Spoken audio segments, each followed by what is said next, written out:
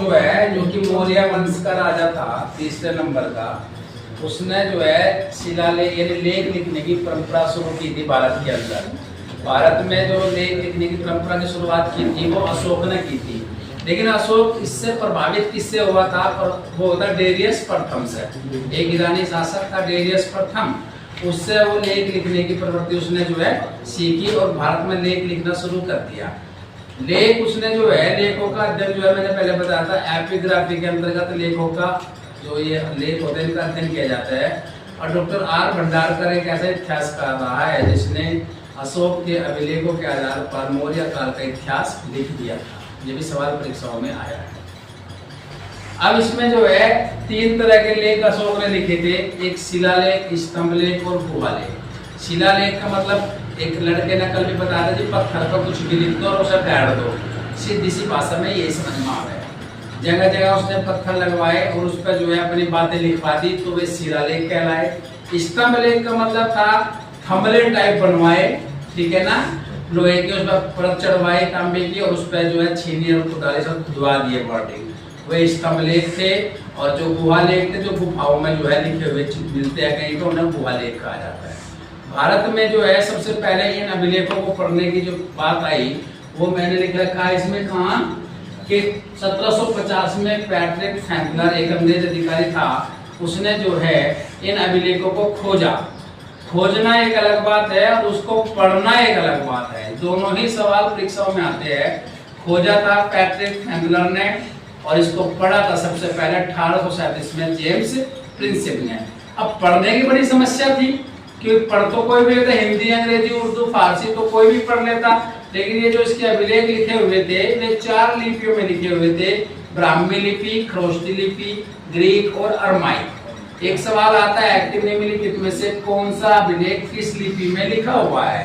तो ग्रीक और अरमाइक लिपि से जो लिखा हुआ अभिलेख है वो अफगानिस्तान में जो कंधार में शेरे कुना जो है अभिलेख वो ग्रीक और अरमाइक लिपि से लिखा हुआ है। खरोष्टी लिपि में जो है वो लिखा हुआ है शाहबाजगढ़ी और मानसेरा जो पाकिस्तान में अभिलेख है वे खरोष्टी लिपि में जो है लिखी गई है। और बाकी जितने भी इसके अभिलेख है वे सब ब्राह्मी लिपि में लिखे गए हैं। उसी लिपि को पढ़ना टफ था और उसको जेम्स प्रिंसिप ने 1837 में जो है उस पढ़ा और जब उसके बाद मौर्य काल के इतिहास के बारे में उसने बताना शुरू किया।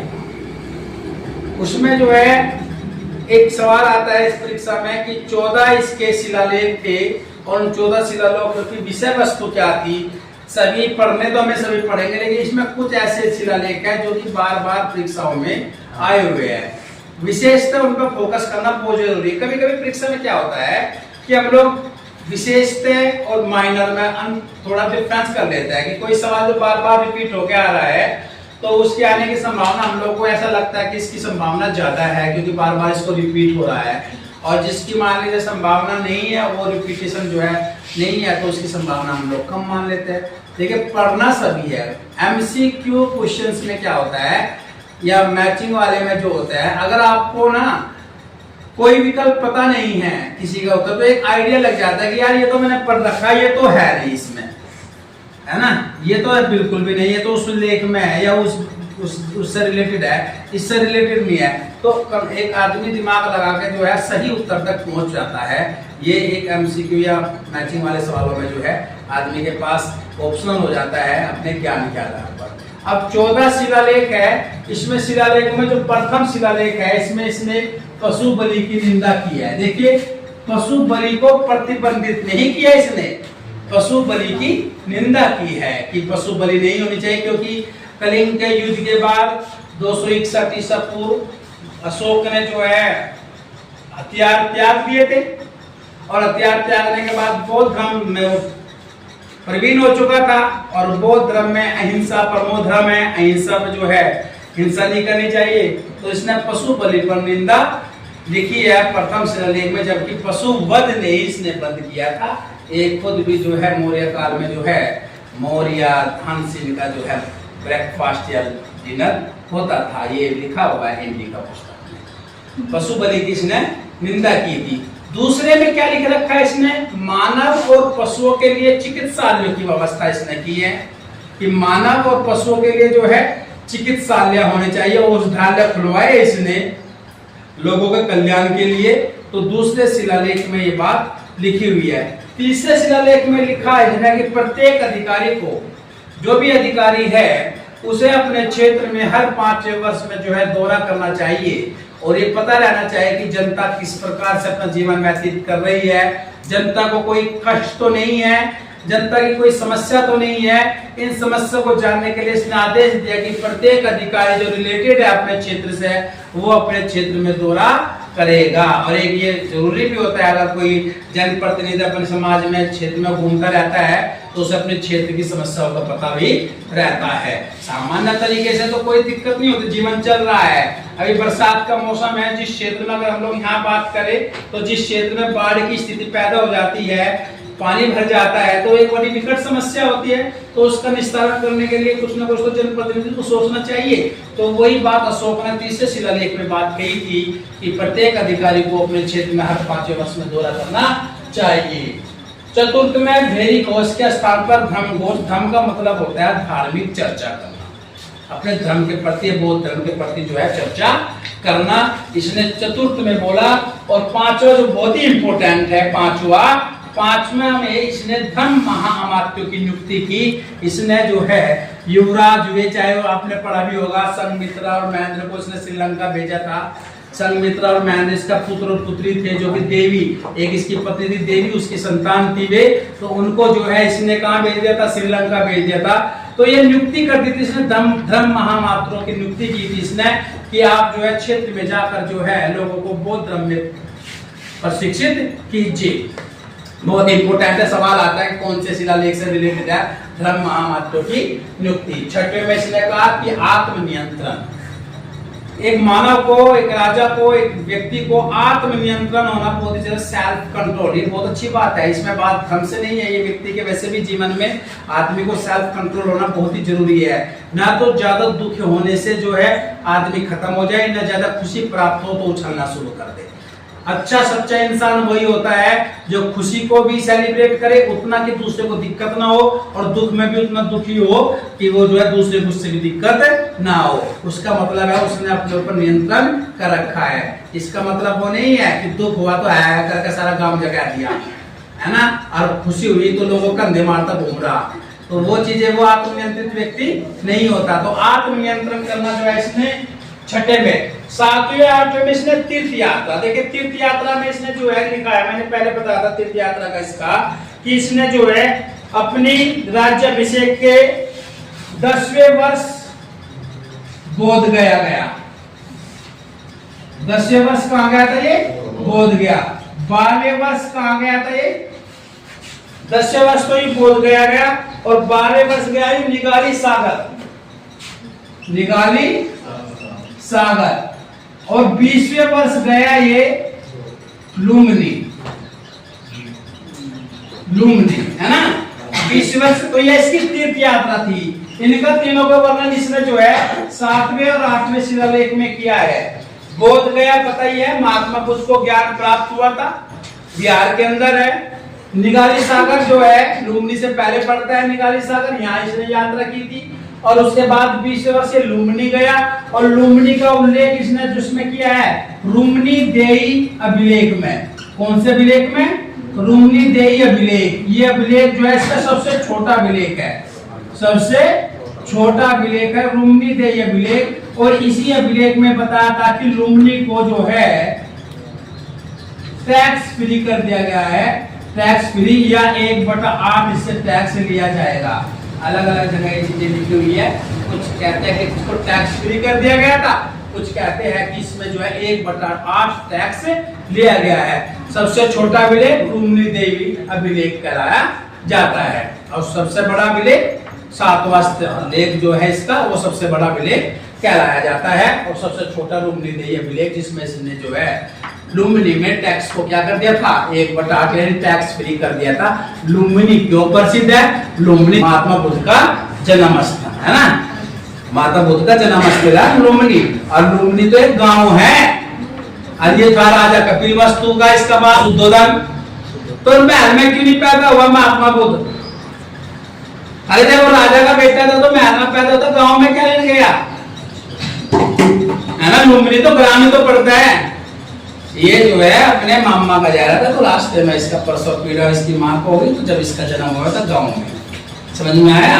तो इसलिए लुम्बिनी ग्राम में इसका जन्म हुआ था, जबकि एक राजा का बेटा था। ये ध्यान रखना इसी बात ना बना हुआ है। 9वां है शिष्टाचार। देखिए शिष्टाचार का एक ऐसा पहलू है, जो व्यक्ति सभ्य होगा वही शिष्ट होगा, असभ्य व्यक्ति शिष्टाचार की बातें ही नहीं करेगा। शिष्टाचार का मतलब ये नहीं होता कि आप बाह्य रूप से सही पर अंदर से जो है बिल्कुल खतरनाक हो जाओगे। शिष्टाचार का मतलब है आपका मुख से भी बाह्य रूप भी और आंतरिक रूप भी आपका बिल्कुल शिष्ट होना चाहिए। आप लोग एक आपके घर पे कोई व्यक्ति आता है पानी लेके, ऐसा छेड़ाना, पानी लेके आप उसको एक तो है, हाँ भाई इससे मिलना, अरे पिताजी से मिलना, मैं नहीं आ निकल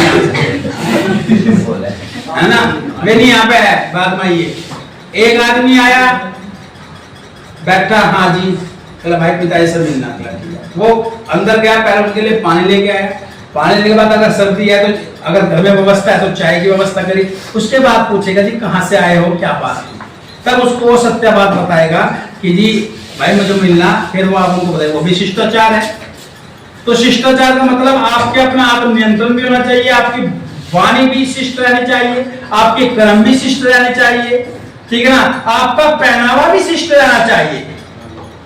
आपको ये नहीं लगना चाहिए कि आप जो है मैं बिल्कुल रईसी दिखाए जाते, रईसी दिखाओ खूब, लेकिन ऐसा नहीं कि दूसरे को उससे दिक्कत पैदा होने लगे। तो शिष्टाचार की बात जो है इसने 90वें अभिलेख में लिखी अशोक ने। 10वें में राजा और अधिकारी हमेशा प्रजा के हित के विषय में सोचे, राजा और अधिकारी हमेशा प्रजा के हित में सोचे। और ये बात जो है चाणक्य ने भी कही है कि एक राजा जो है 24 आवर्स जो है वो किसके लिए, जनता के लिए रहता है। और ये चंद्रगुप्त मौर्य चाहे अशोक या बिंदुसार या मौर्य वंश में ये राजाओं ने खुला आदेश दे रखा था, 24 घंटे भी अगर कोई व्यक्ति पीड़ित हमारे दरबार में आता है तो वो उसके लिए न्याय होगा, चाहे मैं किसी भी स्थल पर हूं, चाहे मैं कहीं भी बैठा हूं, आपका ये राइट्स बनता है कि मुझे सूचित किया जाएगा कि जनता में जो है ये समस्या लेकर आए हुए हैं। ये चंद्रगुप्त मौर्य का स्टेटमेंट था, समझ में। मैं कहीं भी बैठा हूं 24 आवर्स, ये आपकी ड्यूटी बनती है कि मुझे आके सूचित करे, क्योंकि और यही बात फिर जहांगीर ने न्याय की व्यवस्था के लिए, जहांगीर भी प्रसिद्ध था, उसने जो है जंजीर लटका रखी थी अपने गेट के बाहर, कोई भी फरियादी जाओ जंजीर दबाओ तो तुरंत उसकी सुनवाई की जाती थी। तो इतिहास में सब तरह के राजा हुए हैं। 11वें में धर्म की व्याख्या, 12वें में बहुत इंपोर्टेंट है स्त्री महाअमात्यों की नियुक्ति, महाअमात्यों की नियुक्ति 5वें में और स्त्री की जो है 12वें में। 13वां बहुत इंपोर्टेंट है, 13वां में जो है यवन राजाओं का वर्णन है और कलिंग युद्ध का वर्णन 13वें अभिलेख में ही है। और इसी अभिलेख में जो है अशोक के हृदय परिवर्तन का अगर पूछा जाए कि अशोक का हृदय परिवर्तन के संबंधित बातें किस अभिलेख में है, तो वो कौन से में है, वो 13वें अभिलेख में, क्योंकि 261 ईसा पूर्व कलिंग का युद्ध होता है और उसी युद्ध के बाद इसने जो है हथियार को खुंटी पर टांग देता है और बौद्ध धर्म से दीक्षित होकर समाज में जो है धर्म की व्याख्या करता है। और 14वें में है धार्मिक जीवन बिताने का आग्रह, इसने जनता से आग्रह किया था सभी व्यक्ति जो है धार्मिक जीवन बिताए। धर्म का मतलब अपने रग रग में धर्म होना चाहिए, आडंबर नहीं, आडंबर नहीं है कि आप अपने धर्म की व्याख्या करने के लिए बाह्य रूप से आडंबर दिखाइए। धर्म का मतलब आपकी नस नस में आपका धर्म होना चाहिए, आप अपनी पूजा अर्चना कीजिए लेकिन उससे दूसरे को दिक्कत ना हो, इसका विशेष ध्यान रखना चाहिए। धर्म की व्याख्या वही होती है, धर्म की व्याख्या आजकल जो चल रहा है उसकी वो व्याख्या नहीं है, वो तो दिखावा हो रहा है, एक्सपोजिशन हो रहा है धर्म का। नहीं ना, धार्मिक होना चाहिए, अपने रिलीजियस के प्रति, धर्म जाति धर्म के प्रति निष्ठावान इंसान को रहना चाहिए, लेकिन दिखावा ना करें किसी चीज का। ये थे अशोक के शिलालेख। अशोक ने 7 स्तंभलेख लिखे, 7 स्तंभलेख जो है 6 स्थान पर पाए जाते हैं। पहला जिसको प्रयाग अभिलेख कहा जाता है, प्रयाग जो है इलाहाबाद में पड़ता है, इलाहाबाद को प्रयाग कहा जाता है ना, तो कौशाम्बी इसमें ये जो स्तंभलेख था कौशाम्बी से जो है प्रयाग में लाया गया। और इस प्रयाग अभिलेख में 3 राजाओं का वर्णन है। पहला किसका है, पहला नंबर है इसमें समुद्रगुप्त का, दूसरा किसका अकबर, और तीसरा जहांगीर। समुद्रगुप्त का था हरिशेन, इसका दरबारी कवि था, उसने प्रयाग प्रशस्ति अभिलेख जो है इसी कौशाम्बी अभिलेख पर ही लिखा हुआ है। उसी पर फिर अकबर ने जो है ध्यान रखना लाल किला बनवाया था, इलाहाबाद का लाल किला अकबर ने बनवाया था, उसकी कुछ सूचनाएं है इसमें। फिर जहांगीर के जो है इसमें 14 सूत्र सिद्धांत इसी अभिलेख में लिखे हुए हैं। तो कौशाम्बी अभिलेख जो कि रानी का अभिलेख भी इसको कहा जाता है, ध्यान रखना कौशाम्बी को, कौशाम्बी अभिलेख को रानी का अभिलेख भी कहा जाता है। यहाँ से कौशाम्बी से प्रयाग से ये अभिलेख लाया गया था प्रयाग में, और प्रयाग में कहाँ टिका गया था इसको रखा गया था इलाहाबाद में के लाल किले में इसको रखा गया था, जो कि किसने बनवाया था, अकबर ने बनवाया था। दूसरा दिल्ली टोपरा, टोपरा से दिल्ली लाया गया, ये दोनों अभिलेख टोपरे से दिल्ली और मेरठ से दिल्ली, कौन लेके आया था, फिरोज शाह तुगलक। ये ध्यान रखना, सवाल पूछा जाता परीक्षाओं में कि टोपरा से दिल्ली जो है और मेरठ से दिल्ली जो स्तंभलेख थे उनको कौन राजा लेके आया था, फिरोज शाह तुगलक लेके आया था। तीसरा चौथा जो है लोरिया, अलीराज, लोरिया, नंदनगढ़ और रामपुरवा, ये जो तीनों स्थान है ये पड़ता है चंपारण में। चंपारण मतलब बिहार, ठीक है ना। चंपारण जब ध्यान दिया होगा तुम लोगों को, चंपारण सत्याग्रह हुआ था, महात्मा गांधी ने सबसे पहले पार्टिसिपेटिंग किया था 1917 में, है ना।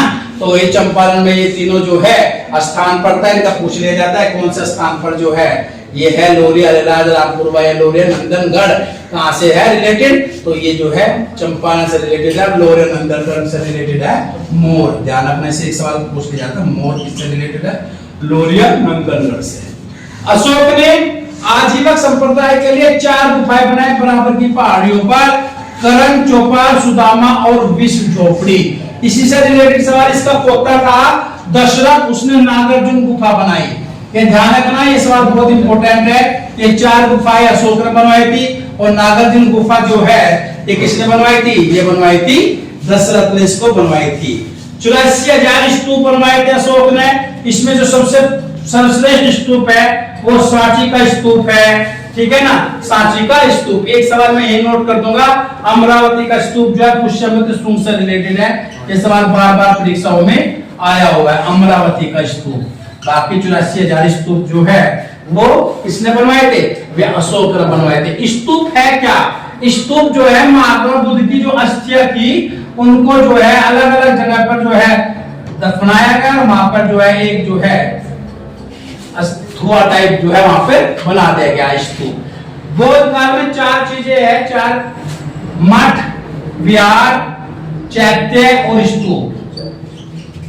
अगर हम लोग एजुकेशन की बात करें, मठ जो है प्राइमरी एजुकेशन, विहार जो है हायर एजुकेशन बौद्ध धर्म से रिलेटेड, चैत्य होते थे जहां वर्षाकालीन समय 4 महीने बौद्ध भिक्षु और भिक्षु समय व्यतीत करते थे, वे स्थान थे चैत्य कहलाए जाते हैं, जो कारले का चैत्य सबसे प्रसिद्ध है।